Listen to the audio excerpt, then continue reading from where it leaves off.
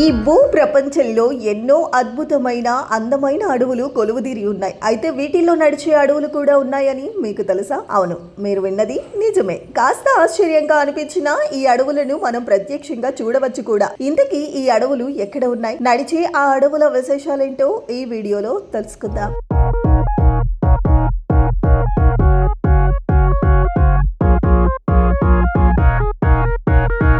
ఈ అద్భుతమైన అడవులు రొమేనియాలోని కార్పాథియన్ పరిసర పర్వత ప్రాంతాల్లో విస్తరించి ఉన్నాయి. ఇక్కడ కొన్ని ప్రాంతాల్లోని చెట్లు ప్రతి సంవత్సరం కొంచెం కొంచెంగా తమ స్థానాన్ని మార్చుకున్నట్లు స్పష్టంగా కనిపిస్తాయి. అందుకే స్థానికులు వీటిని వాకింగ్ ఫారెస్ట్ అంటే నడిచే అడవులు అని పిలుస్తారు. మొదటిసారి చూసిన వారికి ఇదేదో విత్తలా అనిపించినా దీని వెనుక ప్రకృతి మాయాజాలం కూడా ఉంది. ఈ అడవుల్లోని చెట్లు నడవడానికి ప్రధాన కారణం ఆ ప్రాంతంలోని నేల స్వభావమే. భారీ వర్షాలు, గాలులు కారణంగా ఇక్కడి పర్వతాలు కింద నేల క్రమంగా కదులుతుంటుంది. దీంతో కొన్ని చెట్లు వాటి వేళ్లు కొద్ది కొద్దిగా తమ స్థానాన్ని మార్చుకుంటాయి. దీనివల్ల చెట్లు నడుస్తున్నట్లుగా భ్రమ కలుగుతుంది. ఇక కొండ ప్రాంతాల్లో గురుత్వాకర్షణ ప్రభావంతో నేల పైభాగం మెల్లగా కిందకు కదులుతుంది. అయితే భూమి జారే ఈ ప్రక్రియలో వర్షాలు కూడా కీలక పాత్ర పోషిస్తాయి. ఈ నేలలో బంకమట్టి, ఇసుక, భూగర్భ జలాలు ఎక్కువగా ఉంటాయి. దీంతో వర్షం పడినప్పుడు నీరు మట్టిలోకి జారి దీనిని మరింత మెత్తగా మార్చడంతో సహజంగా నేలకు జారే స్వభావం కూడా ఏర్పడుతుంది. అయితే